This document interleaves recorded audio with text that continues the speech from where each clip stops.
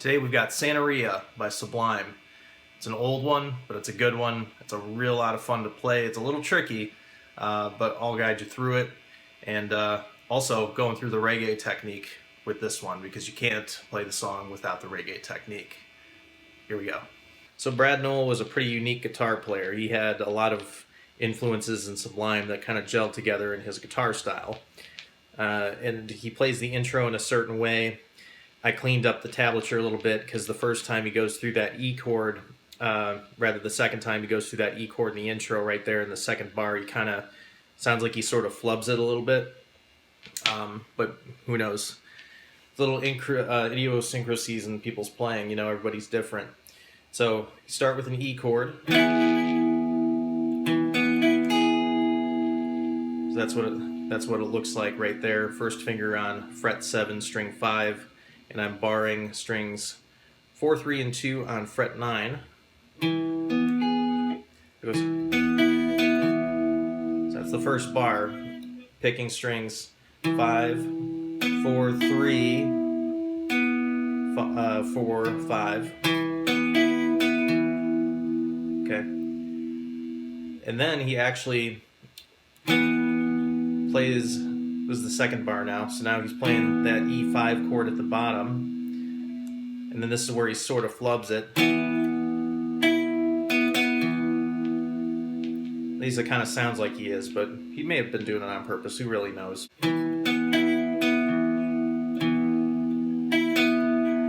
Right?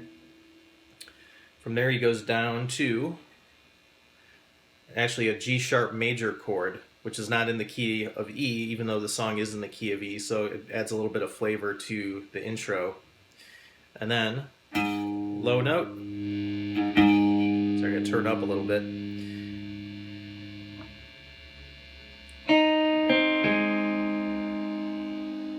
So as long as you get that shape, and you do kind of have to bar it, I know, it's not the most fun thing in the world to bar, but you have to do it. So if you keep your hand in that shape for those two bars, it's bars 3 and 4 right there in the tab. Fourth bar. And he actually goes to the C sharp minor early on that fourth beat. Now we're at bar 5, and you should be in this position now. That's a C sharp minor chord, a standard C sharp minor bar.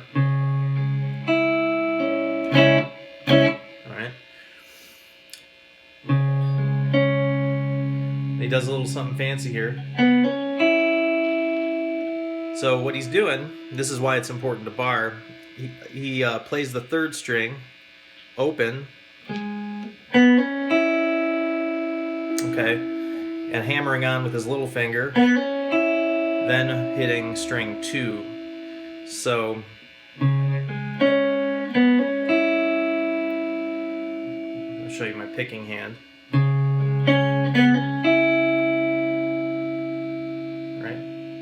Measure 6. He hits string 3 and 4, still in that C sharp minor shape. Then he slides up. See that slide up in the tab? He slides up. Fret 2 on strings 4 and 3. And then, this is where it gets a little tricky. You do have to bar.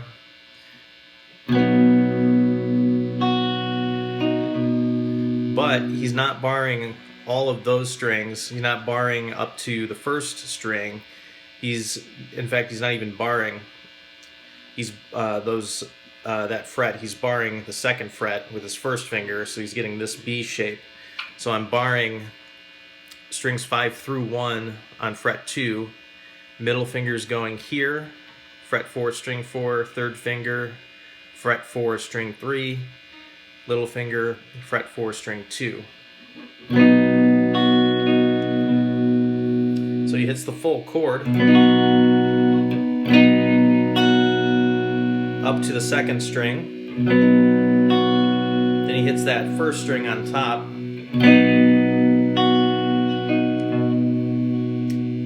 Then then string 2, and then the root note of B, which is on string 5. Ugh, that's a lot. So that's the first part. Now we go on to the second part. So this is the verse part. Now the chord progression is as follows: E, C sharp minor,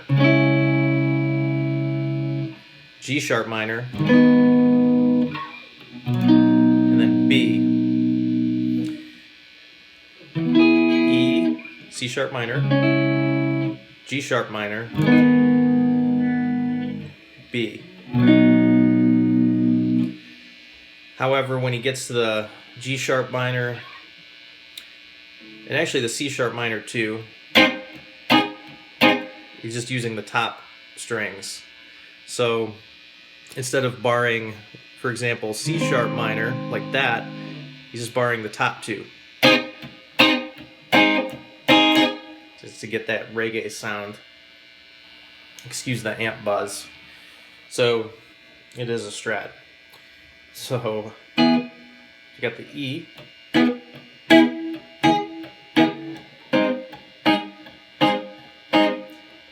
Now from the C sharp minor to the G sharp minor, all you need to do is take your middle finger off and make sure that your first finger is barring strings 3 through 1.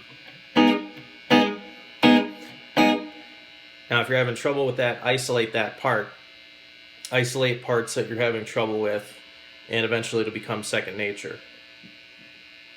So it'll go something like this.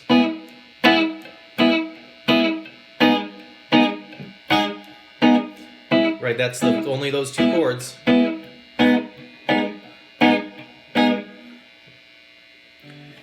Now, the reggae thing, it's on the upbeat. So if I'm going 1, 2, 3, 4, I'm not going like this. 1, 2, 3, 4. I'm going 1, 3, 4, 1, 2. Also, to the reggae style, it's important that when you play a chord, you release the pressure on your left hand instantly. So it's kind of like the same feeling that I went over in the Momentary Bliss video, the deadening. It's going to feel the same way. Didn't drop my pick this time either. So, and also when you play the strings, you can do it in a number of ways. You can either go downstroke. More traditionally, it's, but I mean, I've seen Bob Marley do it, downstroke. But either way, it works. So I'll go through the whole part again, just a couple more times here.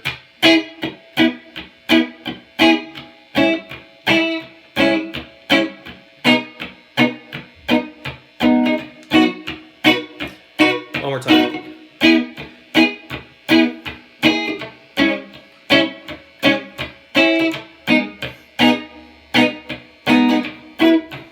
Oops. You know, so it's B. It's B at the end. Now he actually outlines a couple of chord shapes. The way to do this, take a look at the tab and try to fill out, get a chord shape by collecting the notes in the tab. So we've got 2 5s there on different strings. So there you go. Middle finger is on string 6. Those are the first 4 notes in this part. That looks like an A to me, because that's what it is. It's an A. Then if you look carefully, it's back up to B. So that's the first 2 chords, and it's an A and B, but he puts a little style on it. So he's going like this.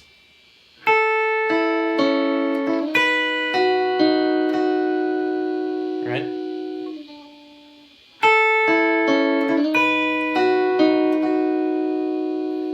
Pretty cool.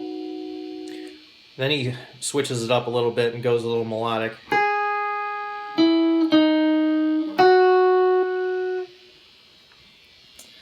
That's fret 9 on strings 3 and 2. Then he goes down to string, fret 8 on string 3. And then from there I just slide my first finger up like that. It seems to be the easiest way of doing it. Alright. So you get that. Then he goes back to that C sharp minor. So the whole thing's gonna go.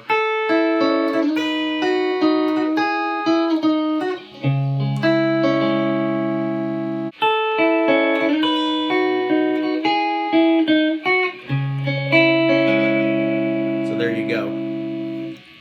Now, the last part, the ending. When he says my soul will have to wait, the chord's E, E, same as before.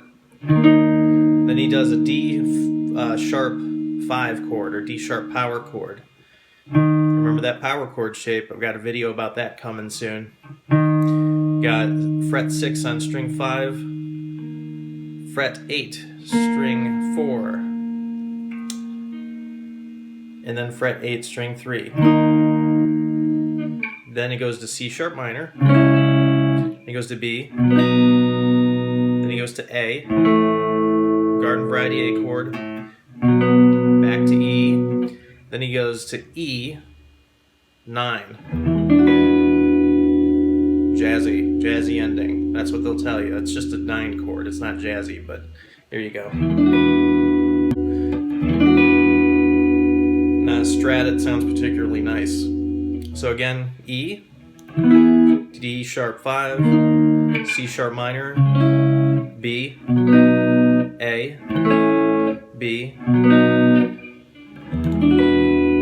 E9.